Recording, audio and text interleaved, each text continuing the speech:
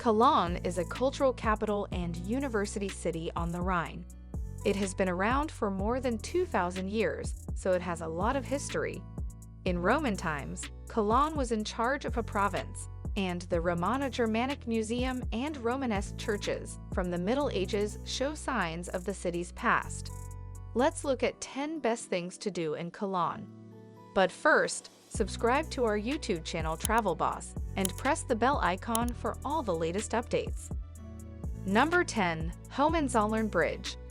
The tiered arch bridge between the cathedral and the Cologne Triangle was built at the beginning of the 20th century.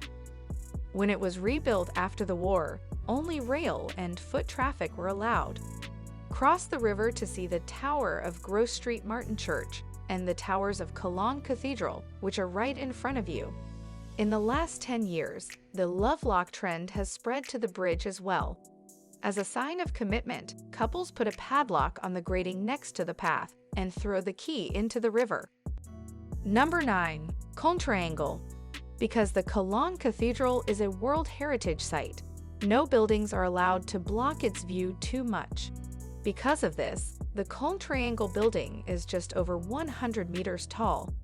On the right bank of the Rhine, its panoramic observation deck gives a photogenic view of the Old Town, the cathedral towers, and the 266-meter Colonius Telecom Tower behind it. Number 8. Botanical Garden. In the north of the city, next to the zoo, is Cologne's most beautiful park.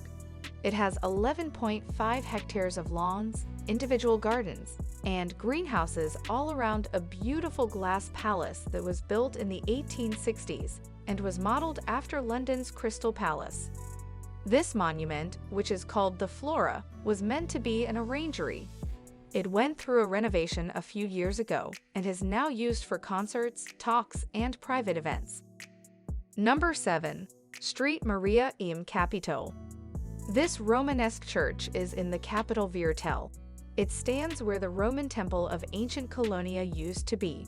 Street Maria im Capitol is the largest of the 3 Romanesque churches that still stand in Cologne. It was built in the middle of the 11th century, and its apses are based on the Church of the Nativity in Bethlehem. Even though they were made in 1046, the original wooden doors are still in good shape and are on display on the south side of the aisle. Number 6. Gross Street Martin. The beautiful crossing tower of Gross Street Martin has been a part of Cologne's skyline since the 12th century. The city would not be the same without it. And when bombs hit this beautiful Rhineland structure during the war, it gave archaeologists a chance to study the Roman foundations. Under the trefoil-shaped chancel, you can now see how the walls of the church and the walls of a Roman storehouse blend together.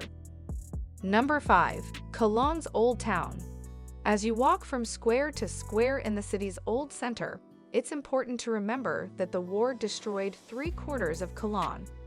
When you walk down a cobblestone alley, it can be humbling to think that 70 years ago, this would have been trash. Still, you can feel the old world on streets and plazas like Q-Markt and Altermarkt, even though they were built after World War II and are made of concrete. Number 4. Cologne Zoo.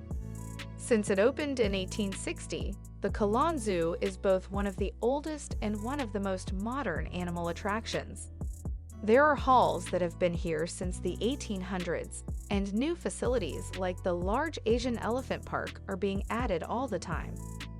The zoo is especially good at taking care of primates like bonobos, gorillas, tamarins, orangutans, and the endangered golden-bellied capuchin. It has more than 700 different species. Number 3.